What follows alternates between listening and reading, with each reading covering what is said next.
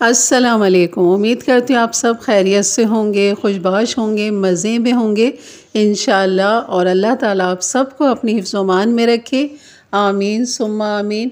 और यहाँ बहुत ही मज़ेदार हमारी सब्ज़ी यहाँ पर बनेगी, जिसमें सब्ज़ियों में मैंने ली है तुरई। और तुरई का जो भुजिया है यह सालन है। यह आलू के साथ हम बनाते हैं, बग़ैर आलू के भी बनाते हैं।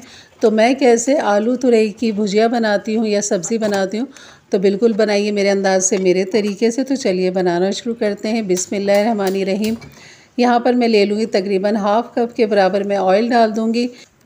और यहाँ पर हम सबसे पहले इसका तड़का तैयार करेंगे, जिसमें सफ़ेद ज़ीरा 1 टीस्पून ले लेंगे। और यहाँ पर काली मिर्च ले लेंगे 5 से 6 अदद। यहाँ पर मैंने 1 पाव प्याज ली है और आधा किलो तुरई ली है और 1 पाव टमाटर लेने। ये इसकी क्वांटिटी है सब्ज़ी बनाने की। तो यहाँ पर प्याज को हमने सॉफ्ट नरम करना है। यहाँ पर खूब अच्छा सा मिक्स करेंगे, ज़ीरे और काली मिर्च के साथ तड़का तैयार करेंगे इसका। और जैसे प्याज हमारी सॉफ्ट नरम हो जाएगी तो बाकी चीज़ें हमने डालनी है। यहाँ पर जो मैंने लौकी ली है वो थोड़ी मैंने मोटी लौकी ली है, वरना तो ज़्यादातर लोग जो है वो थोड़ी कच्ची और पतली लौकी को ज़्यादा पसंद करते हैं।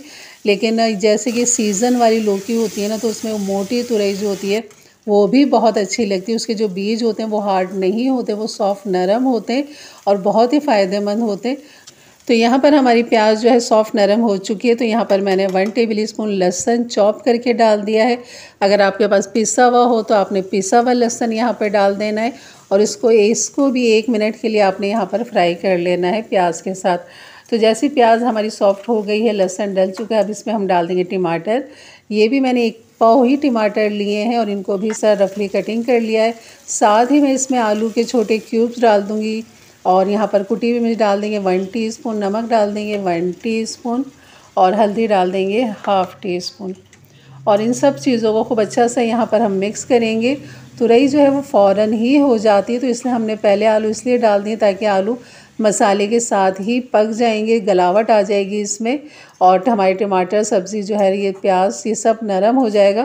तो इसलिए मैंने इनको पहले डाल दिए हैं, आलू को साथ ही। तो तुरई को हम बाद में डालेंगे, जब ये मसाला भून जाएगा तब हमने तुरई को डालना है। तो यहाँ पर आलू और सब्ज़ी को मिक्स कर लिया मैंने, प्याज और टमाटर को। और यहाँ पर थोड़ा सा पानी डाल दिया हाफ़ कप के बराबर। और यहाँ पर अच्छा सा मिक्स करने के बाद मैं लगा दूँगी इससे हल्की आंच पे दम पे ढककर, ताकि आलू में खूब अच्छी सी गलावट आ जाए। उसके बाद फिर हम इसकी करेंगे भुनाई।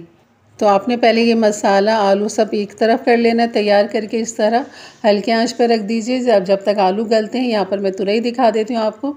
जब आप बाज़ार से तुरई लाते हैं तो सबसे पहले आपने उसको खूब अच्छे से धो लेना है और उसके बाद फिर आपने इसको छीलना है, क्योंकि छीलने के बाद, कटिंग करने के बाद फिर इसको धोया नहीं जाता। क्योंकि तुरई का एक कुदरती पानी बहुत ज़्यादा इसके अंदर होता है, जो हमें नज़र नहीं आता, लेकिन पकने के दौरान काफ़ी इसमें से पानी निकलता है। तो इसलिए इसको धोया नहीं जाता, वरना मज़ीद इसके अंदर पानी आ जाएगा और आपकी देगची पानी से ही भर जाएगी जब ये पकेगी।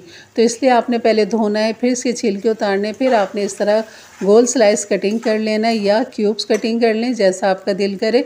तो यहाँ पर आलू हमारे गल चुके थे, प्याज भी आप देख सकते हैं और टमाटर भी सब अच्छे से यकजान हो चुके थे। उसके बाद फिर हम डाल देंगे यहाँ पर तुरई।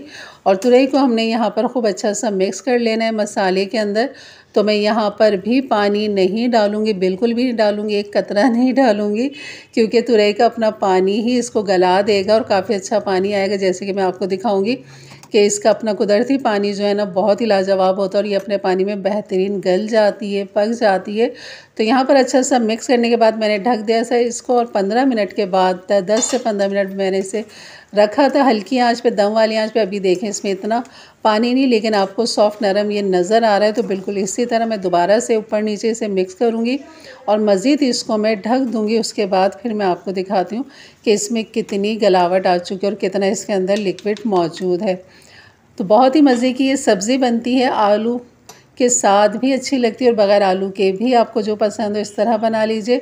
मैंने हरा धनिया और हरी मिर्चें भी इसकी कटिंग कर ली और आप देख सकते हैं काफ़ी अच्छा ये लिक्विडी हो चुका है। तो थोड़ा सा पानी इसका मैं ड्राई करूँगी, बाकी रहने दूँगी। इसकी हल्की सी ग्रेवी भी अच्छी लगती है।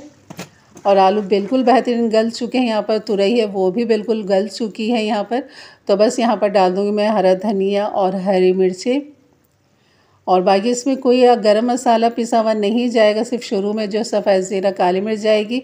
बाकी उसके बाद यही कम मसाले हैं इसके, क्योंकि सब्ज़ी में जितने कम मसाले होते हैं सब्ज़ी का फ्लेवर जायका उसकी ताकत मौजूद रहती है। बहुत ज़्यादा मसालों से इनका अपना जो असल फ्लेवर होता है वो ख़त्म हो जाता है।